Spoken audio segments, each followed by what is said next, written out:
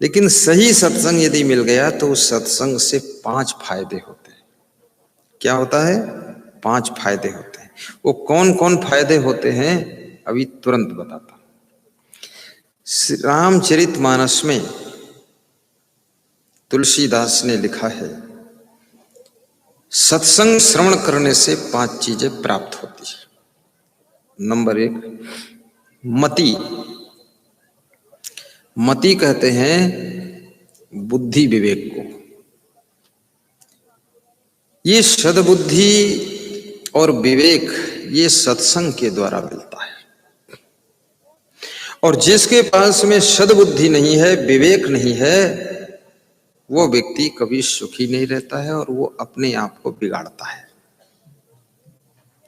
केवल बुद्धि से शांति नहीं मिलेगी, सद्बुद्धि से शांति मिलेगी। केवल मकान बना लेने से शांति नहीं मिलेगी, सुविधा मिलेगी, विश्राम करने में सुविधा, लेकिन शांति नहीं मिलेगी। केवल गाड़ी खरीदने से आपको शांति नहीं मिलेगी, यात्रा आराम से हो जाएगी, लेकिन शांति तब मिलेगी जब आपके पास में सद्बुद्धि होगी और विवेक बुद्धि होगी। सद्बुद्धि और कुबुद्धि में अंतर क्या है? जिनके पास सद्बुद्धि है वे राम बन जाते हैं और जिनके पास कुबुद्धि है वे रावण बन जाते हैं। बस इतना अंतर है। जिनके पास विवेक बुद्धि है वो सीता जी बन जाती है और जिनके पास दुर्बुद्धि है वो सुपर्णखा बन जाती है। तो यहां तो सब सीता बैठी हुई है और यहां सब राम बैठे हुए। यहां सुपर्णखा ढूंढो तो भी नहीं मिलेगी, होगी तो भी आते आते यहां सीता बन गई होगी वो भी। क्योंकि वो जानती है नाक कान कटाने से पहले ही सुधर जाओ, क्या फायदा। सीता बन गई है। तो ये सद्बुद्धि तुमको राम बना देती है, कृष्ण बना देती है, महान बना देती है, कबीर बना देती है, बुद्ध महावीर बना देती है।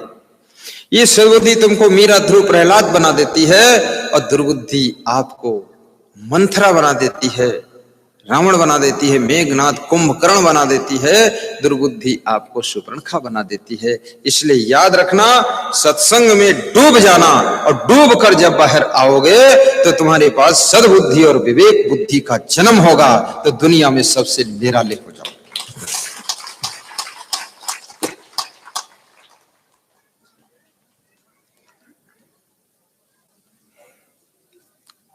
एक गांव था, पानी जोर से बरसा और पानी बरस करके इतनी बाढ़ आ गई कि नदी किनारे मंदिर था वो डूबने लगा। तो मंदिर में जो पुजारी रहता था वो मंदिर के पास खड़ा हो गया और जोर से आवाज लगाया कि भगवान मुझे बचाओ, तुम्हारी बहुत पूजा किया हूं, तुम बचाओ। लेकिन वहां भगवान आया नहीं।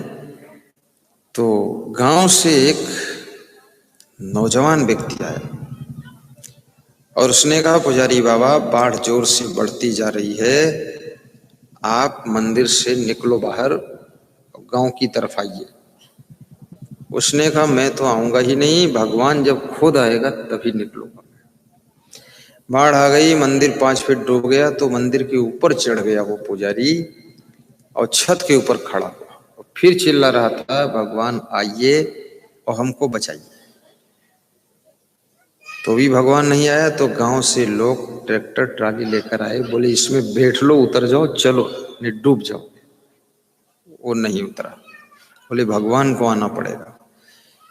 फिर छत पर पानी चला गया तो फिर चिल्लाया कि भगवान आखिर तुम्हारी पूजा किया क्यों था इतने दिन, कम से कम बाढ़ में डूबने से तो बचाओ।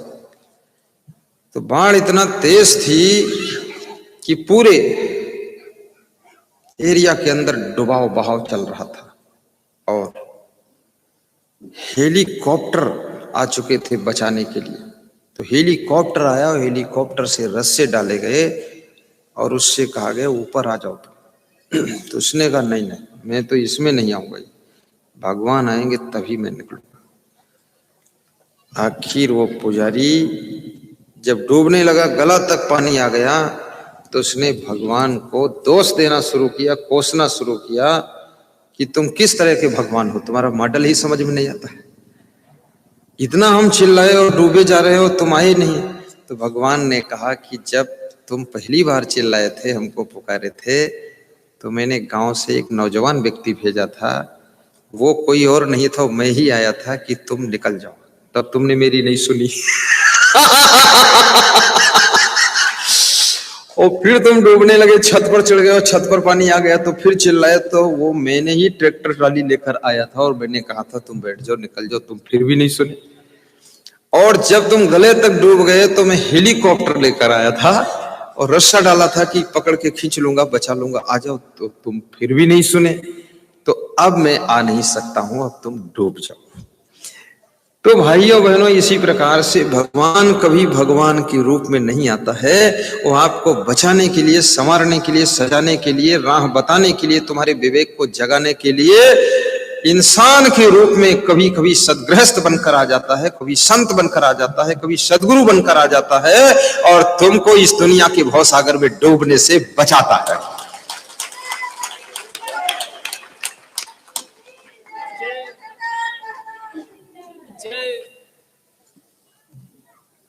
भव से तारक तुम ही, जन उद्धारक तुम ही, संत प्यारे, सदगुरु दीन बंधु हमारे। भव से तारक तुम ही, जन उद्धारक तुम ही, संत प्यारे, सदगुरु दीन बंधु हमारे, सदगुरु दीन बंधु हमारे। भव से तारक तुम ही, जन उद्धारक तुम ही, संत प्यारे, सदगुरु दीन बंधु हमारे।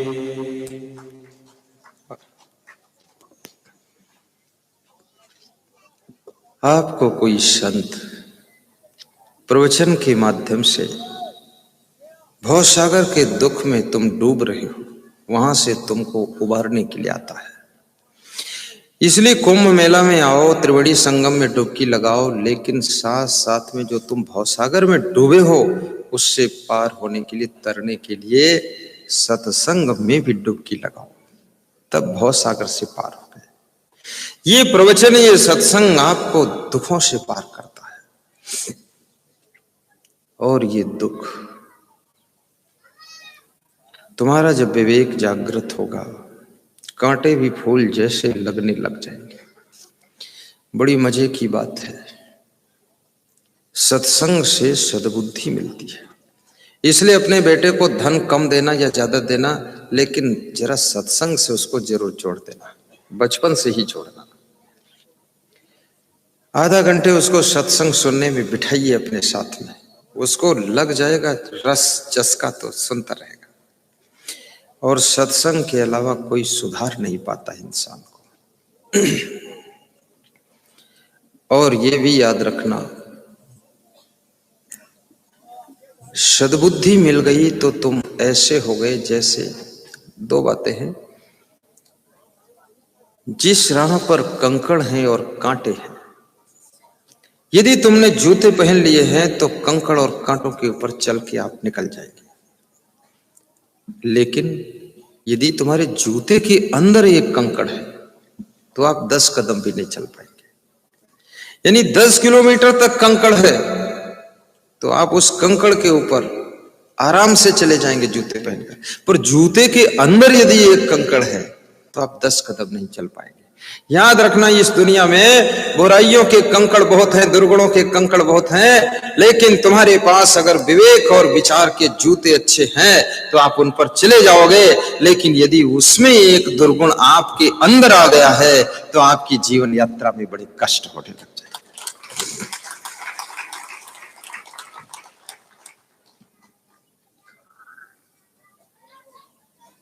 ध्यान को एकाग्र करना, प्रसन्नता से बैठना, शाही बंदगी भी बोलना। तो पहला फायदा है, सत्संग से सद्बुद्धि मिलती है। और दूसरा फायदा है कीर्ति। सत्संग में जुड़ने से कीर्ति फैलती है, यश फैलता है। जैसे अभी हमारे केशरवाणी जी दोनों मूर्ति चाय और गिलास लाए हैं चाय पीने के लिए। कल मेरे मन में विचार आया था कि जो इस कैंप में आते हैं यहाँ तो नाश्ता करते, चाय पीते, भोजन करते, ठीक है, लेकिन जो मेले में बहुत सारे लोग घूम रहे हैं सुबह सुबह ठंडी में, रात को 10 बजे ठंडी में, तो उनको इस कैंप की ओर से वहीं पर चाय पिला दिया जाए। तो मैंने संतों से सलाह किया कैसे बनाओगी योजना। तो एक संत ने कहा एक गाड़ी सेट करेंगे, उस गाड़ी में होर्डिंग भी चाय के लगाएंगे, निःशुल्क चाय सेवा लिखा होगा, और उसमें अनाउंस भी करेंगे निःशुल्क चाय पीने के लिए आइए आइए आइए, खुशबूदार चाय पीजिए, और ऐसी चाय जो थकान मिटा दे, और ऐसी चाय जो मुस्कान ला दे, और ऐसी चाय जो नींद में सुला दे, आइए चाय पीजिए, ऐसा। तो मैंने संत जी से कहा, तो उन्होंने कहा उसी में गैस सिलेंडर रख देंगे, उसी में जो है चाय की सामग्री रख देंगे, गिलास रख देंगे, और 2-4 आदमी लगा देंगे, और वहीं जाकर के गरम गरम बना बना कर पिलाते रहेंगे, इलायची डाल के चाय बनाएंगे और दूध मंगा देंगे। तो हमने कहा मैनेजमेंट कर लो।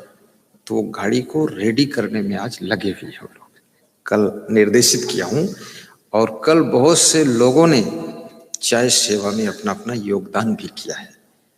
ये चाय मुझे नहीं पीना, मैं तो कभी पीता ही नहीं हूं, और आप तो यहाँ पी ही रहे थे, लेकिन जो कैंप के अंदर यहाँ मेला में लोग हैं उनके लिए व्यवस्था की गई है, बहुत बड़ी व्यवस्था है, और वहां उस व्यवस्था में सबके लिए सेवा दी जाएगी, आनंद आ जाएगा। और इस चाय सेवा में जो जो सम्मिलित हो चुके हैं उनको धन्यवाद, जो और लोग सम्मिलित हो रहे हैं उनको आशीर्वाद, और जो बाद को सम्मिलित होंगे उनके लिए शुभकामना। और ये सेवा जो है हमें, संकल्प मेरा है और पूरा तुमको करना है।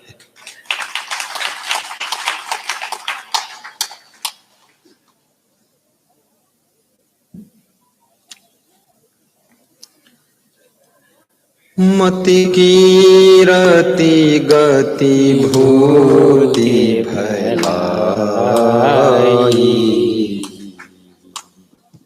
हाँ, मैं बता रहा था केशरवाणी, इस सत्संग से कीर्ति भी मिलती है। क्या मिलता है? कीर्ति। कीर्ति किसे कहते हैं? कीर्ति माने यश, कीर्ति माने नाम, और कीर्ति माने सम्मान। ये भी मिलता है। कैसे मिलता है?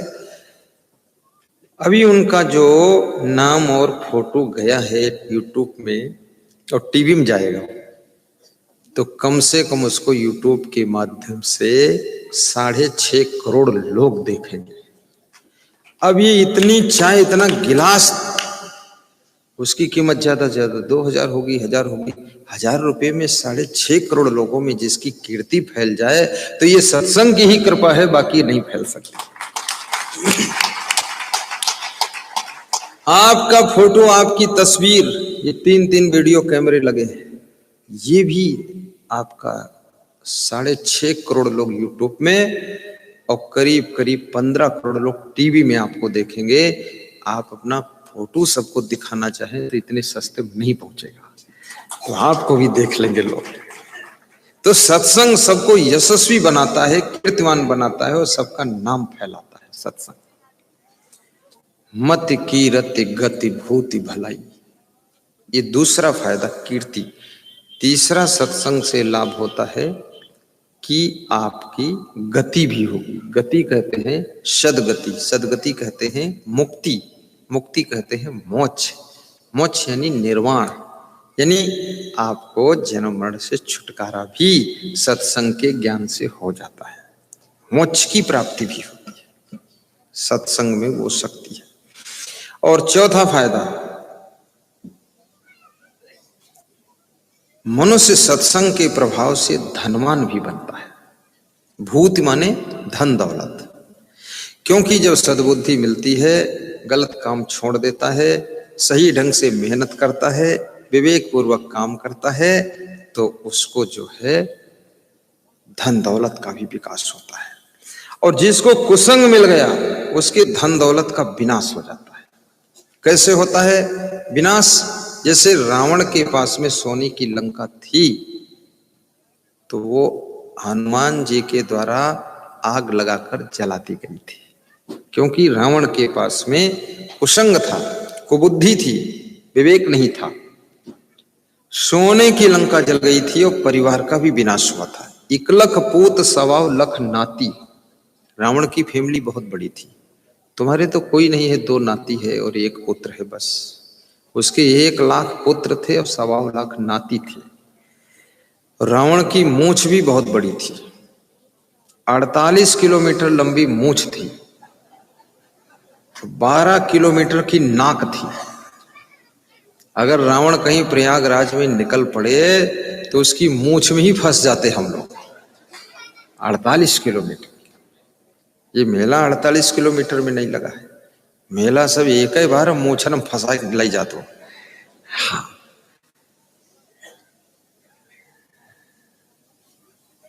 जो जन चारी मूछे रही ठाढ़ी और जो जन एक नासिका बाढ़ी।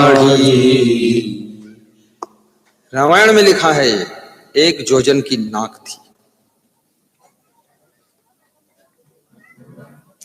और 4 जोजन की मूंछ थी।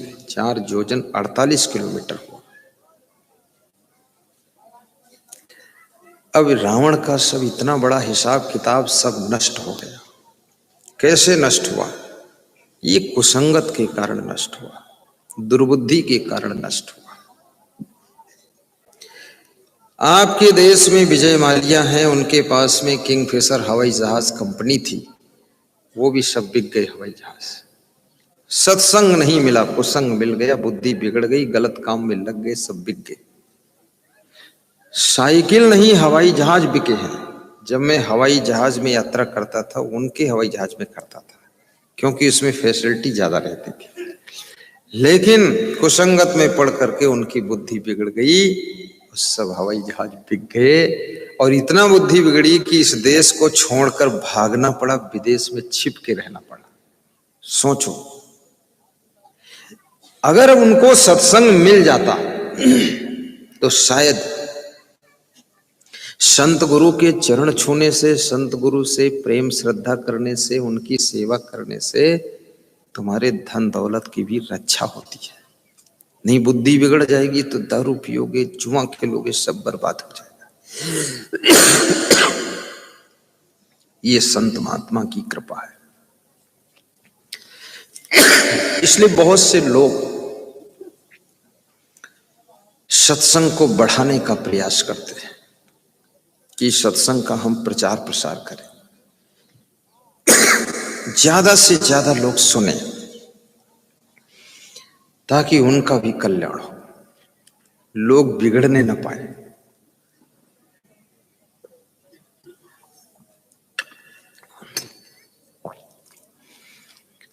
और मनुष्य का बिगड़ता क्या है? नंबर 1 स्वभाव बिगड़ जाता है, वाणी बिगड़ जाती है, चरित्र बिगड़ जाता है, व्यवहार बिगड़ जाता है, कर्म बिगड़ जाते हैं। जब ये चीजें बिगड़ती हैं तो आदमी का सारा सिस्टम बिगड़ता है। सबसे पहले सत्संग आपके स्वभाव को सुधारता है, फिर आपके कर्मों को पवित्र करता है और फिर आपकी वाणी को भी सुधारता है।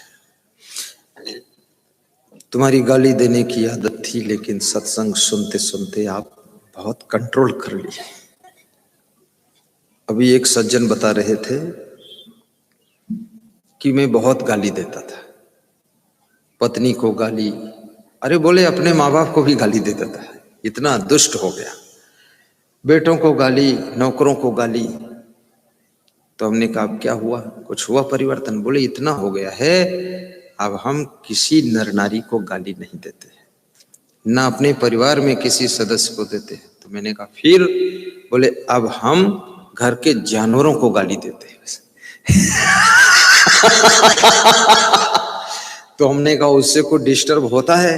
बोले जानवर समझते नहीं इसलिए डिस्टर्ब कुछ नहीं होता है। जानवर ये समझते मेरा मालिक मेरे सामने खड़ा होकर कुछ गाना सुना रहा तो सिर हिलाते रहते।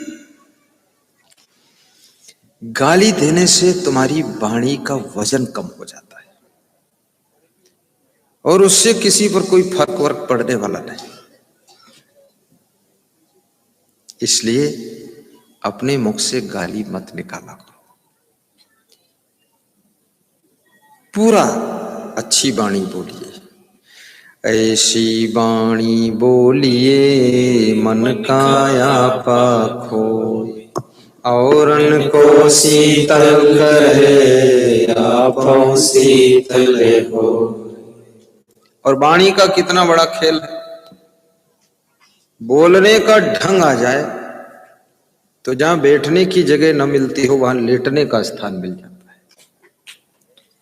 बोलने का तरीका आ जाए तो जहां एंट्री नहीं हो रहे हैं वहां अंदर प्रवेश करके विश्राम करने का भी स्थान मिल जाता है। बोलने का ढंग नहीं है तो अंदर से उसको बाहर कर दिया जाता है,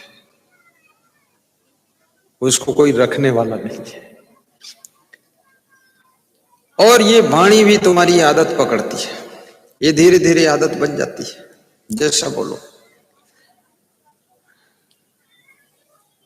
हमारे पास में एक संत हैं छोटे से जिनका नाम प्रवीण दास है। बहुत छोटे हैं, सबसे छोटे हैं। उम्र में तो बड़े हैं, 26 साल के होंगे, लेकिन उनको देखकर लगता है 8 साल के हैं। अब लंबाई बढ़ नहीं रही तो करें क्या। मैंने उनसे कहा भी कुछ कोशिश करो, डाल वाल में लटको, बिम लगाओ। बोले सब करके देख लिया हमने, कहा कोई दवा खाओ बढ़ जाए लंबाई। बोले दवा भी खाया हूं और भोजन भी अच्छी तरह किया हूं तो मोटाई बढ़ी लेकिन लंबाई नहीं बढ़ी।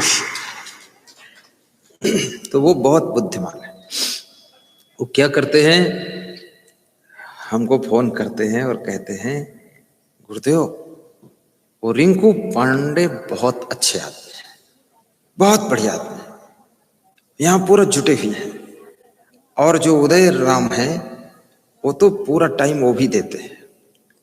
और एक वकील साहब हैं, वो एक कार से आते हैं और कहते कोई जरूरत हो तो बताओ, उपाध्याय वकील है तो हम पूरा कर देंगे। एक अशोक यादव आते हैं, वो 4-6 बंदूक लाते हैं और कहते हैं कोई तकलीफ हो तो बताना। फिर बोले सब बहुत अच्छे आदमी हो, बहुत प्रेम करते हो, बड़ी ऐसा मेरे को समझाया। जब मैं यहाँ आया तो सबसे मिला तो वास्तव में प्रेम तो करते ही थे, पर वो सबको प्रशंसा भी अच्छी करते हैं, सम्मान भी देते हैं, बहुत व्यवहार बनाते हैं। इतने छोटे होकर के 3 फीट 3.5 फीट के होंगे वो, लेकिन ये व्यवस्था सब उनकी ही जमाई हुई।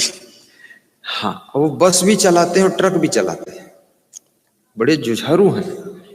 मैंने एक दिन कहा कि मुझे चलना है तो मेरे ड्राइवर को बोला। बोले ड्राइवर क्या जरूरत, हम चला देंगे गाड़ी।